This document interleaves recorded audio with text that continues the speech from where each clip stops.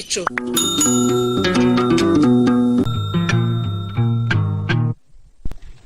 Sindujanura. Naho nje bambisha niwe kokora kuninde.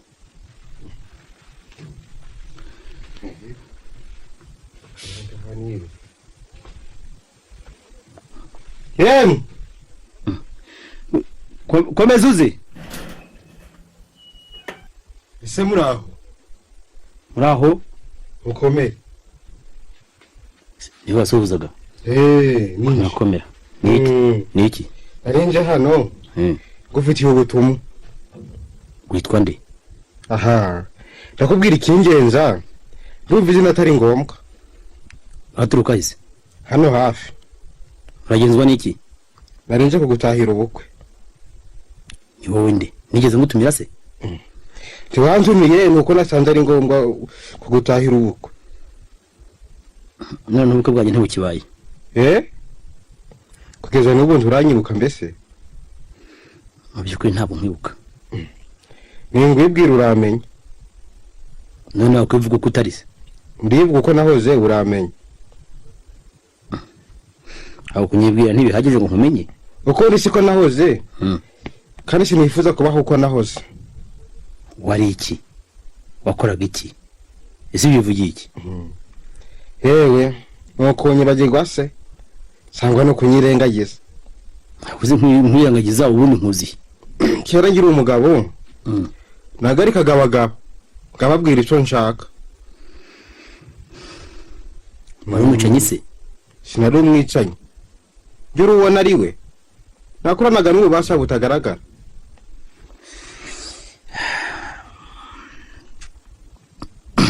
Ariko se ndi wa mugabo we. Ibyo byose nturi nakoreka nceceke. Bikiranga ryawe. Ariko menye ko nahoraga n'inshuti ebyiri. Ngacuza imwe ngambe ikindi. Ubimenye? Ariko urashaka kuvuga iki? Icyo udashaka kumva. Hari buri ko ntakuzi. Impaka n'iziki hagati yanjye nawe. Narinze kugutahira ubukwe. Sinarinze kunyuka inabi. Ariko ugomba ko ushaka. Byari n'urwitwazo. Rega winshaha. Sizo nshahwa rwose. Kiri ubona ari we. Nafusaga abantu kugerageza abandi. Ibyo umbwira simbyumva. Nyamara muri rya joro twari twashoboye kumvikana. Twari twumvikanyera. Ariko rinde. Yongera amahembe y'inzovu bumenye. Uri ariko ndakomeza gushidikanya. Amafaranga naguhaye nizeye ko yagukishije ndakindi. Uri bige urinde. Wishidikanya ninze bigeragezo. Mbabare se nakumenye. Uraho cyane ariko. Ndaho. Ndaje kandi nyishura. Nyishure rwose. Ndibutse. Kirengagiza uranyishura. Ndibutse rwose. Cyakora amasezerano ntabwo nayibagiwe. Wowe wese ni byiza rero. Nyishura. Ndakubwiza kuri ya mafaranga ntacyo yamariye. Ibyo simbyitayeho. N'igihe gitari uyu munsi nzakwishyura.